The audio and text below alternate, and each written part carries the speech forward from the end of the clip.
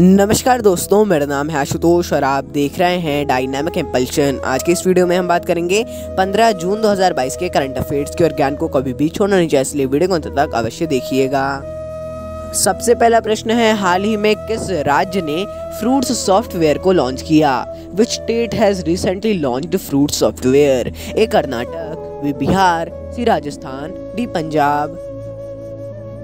And the right answer is Karnataka. तो हाल ही में कर्नाटक राज्य सरकार ने फ्रूट्स सॉफ्टवेयर को लॉन्च किया है। इसे किसानों के लिए लॉन्च किया गया है, जिसमें किसान अपना आधार से पंजीकरण करवा सकते हैं और इसमें सूचना प्रणाली भी उपलब्ध है। सरकार की नई योजनाएं आएंगी उसकी भी जानकारी होगी। ये जैसा इसका नाम है फ्रूट्स, तो मतलब इससे आप समझ जाएंगे कि ये किसानों के लिए ही है और आप इसमें जाकर भी इसको चेकआउट कर सकते हैं कैसा क्या इसका इंटरफेस है। यदि कोई ऐसी परीक्षा है जिसमें फोटो वगैरह भी आ सकती है तो।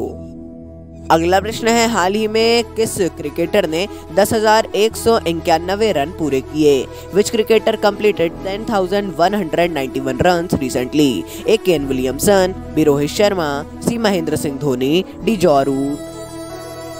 And the right answer is Joe Root. तो हाल ही में इंग्लैंड के बल्लेबाज जॉ रूट ने 10,191 टेस्ट रन बनाकर उन्होंने भारत के पूर्व बल्लेबाज सुनील गावस्कर जी का रिकॉर्ड तोड़ दिया है। उनका ये अभी तक का रिकॉर्ड रहा था, अब उनको तोड़ दिया है। अब 12वें स्थान पर आ गए हैं जॉ रूट, जो कि पहले सुनील गावस्कर जी थे इस स्थान पर।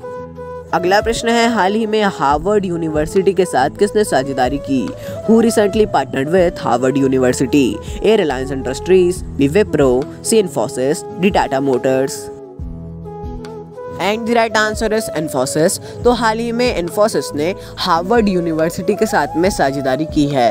हालांकि उन्होंने हार्वर्ड यूनिवर्सिटी नहीं, हार्वर्ड यूनिवर्सिटी की सहायक कंपनी हार्वर्ड बिजनेस पब्लिशिंग के साथ में साझेदारी की है। इस बात को आपको याद में रखना है।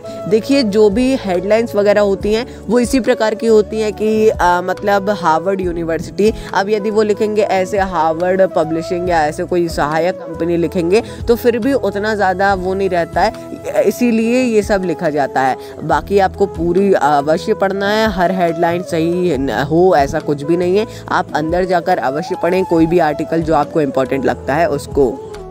अगला प्रश्न है, हाल ही में किसने मेटावर्स में भारत का पहला मल्टीप्लेक्स लॉन्च किया? Who recently launched India's first multiplex in metaverse? A Reliance Jio, B Bharti Airtel, C Vodafone Idea, D BSNL। And the right answer is Bharti Airtel. तो हाल ही में भारती एयरटेल के द्वारा भारत का पहला मेटावर्स में एक्सट्रीम मल्टीप्लेक्स को लॉन्च किया गया है। जैसा कि आप सभी लोग जानते हैं ये एयरटेल का है एक्सट्रीम, उसी को अब उसमें मल्टीप्लेक्स को लॉन्च किया गया है। OTT वगैरह अब इसमें आएंगे, जैसा ये तो हालांकि पहले से ही था, इसमें और ज़्यादा चेंजेस किए गए हैं। पोर्टफोलियो वगैरह भी अब लाने वाले हैं, ऐसा कुछ है इनका। मतलब शेयर मार्केट का पोर्टफोलियो नहीं, अलग प्रकार का पोर्टफोलियो भी ये हो सकता है। बहुत सी जानकारी है इसमें, तो अंदर जितना अंदर जाएंगे हम उतनी जानकारी आपको देते हैं जितनी पर्याप्त हो। आप जितना अंदर जाएंगे जितना वो करेंगे उतना ज़्यादा ही अच्छा होगा।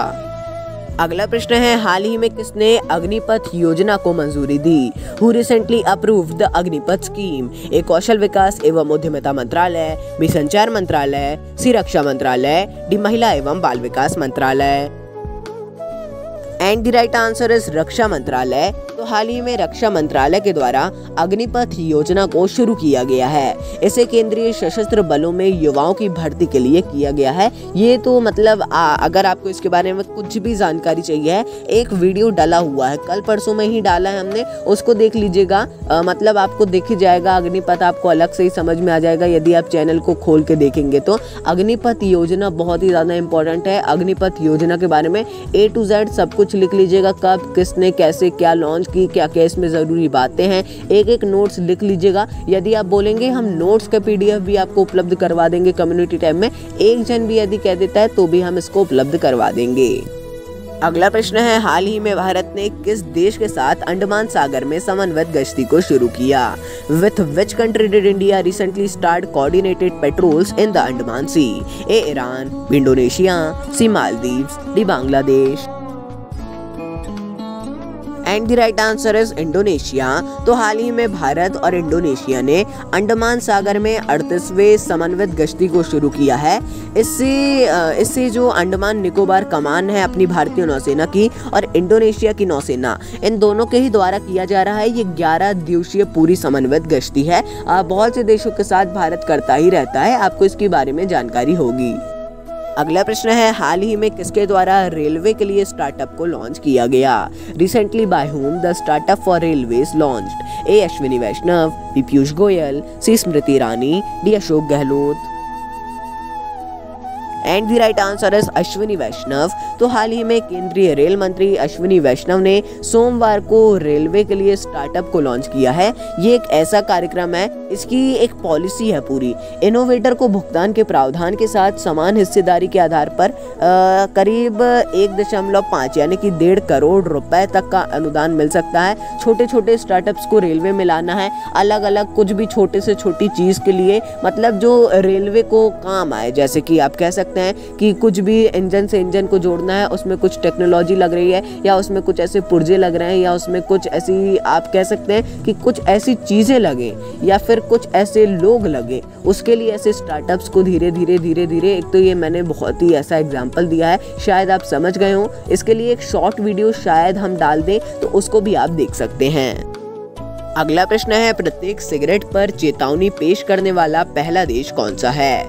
विच country become first to introduce a warning on every cigarette? A Bharat, B संयुक्त राज्य अमेरिका, सी कनाडा, डी सऊदी अरब। And the right answer is Canada.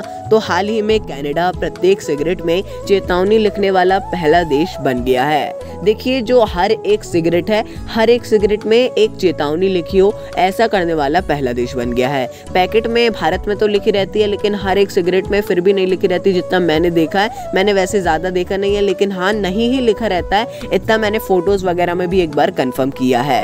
ये एक बहुत ही अच्छी बात है। ऐसा उन्होंने अपना एक कानून बना दिया है, रूल बना दिया है, और इसको फॉलो भी लोग करने लगे हैं, जो कि एक बहुत ही अच्छी बात है। मतलब कंपनियां फॉलो करने लगी हैं। हालांकि तंबाकू में भारत के लिखा ही होता है कि ये इसको खाना हानिकारक है, ये है, वो है, कर्क रोग हो सकता है, फिल्मों के पहले भी बताया जाता है, लेकिन मुझे तो नहीं लग रहा है कि इसका कुछ असर होता है। अच्छी बात है, दिखाया जाता है, लेकिन इसका असर हो, ऐसा भी कुछ करना चाहिए। यदि आपके पास इसके लिए कुछ भी आइडियाज हो तो हमें बताइए, हम बेकायदा आपको क्रेडिट देते हुए उसको आगे पहुंचाने की पूरी कोशिश करेंगे।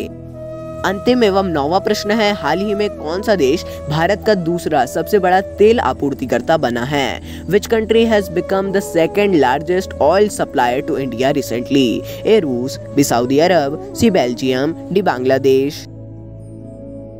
And the right answer is रूस। तो हाल ही में रूस भारत का दूसरा सबसे बड़ा तेल आपूर्तिकर्ता बना है, क्योंकि हाल ही में भारत ने 25 मिलियन बैरल रूसी तेल खरीद लिया है, और मतलब रूस से खरीदा है। इससे अपने संबंध देखिए अब कैसा क्या होता है, आगे किसका क्या होता है। मई में खरीदा था, हालांकि अभी तक शायद कुछ हो जाना चाहिए, लेकिन हो सकता है आगे क्या हो क्या ना हो, मैं इसके बारे में कुछ भी अपनी टिप्पणी अभी तो नहीं ही देना चाहूंगा। और यदि प्रथम स्थान की बात करें तो प्रथम स्थान पर सऊदी अरब है, इस बात को हमेशा याद रखिएगा। प्रथम स्थान पर सऊदी अरब और द्वितीय स्थान पर रूस है तेल आपूर्तिकर्ता में भारत के।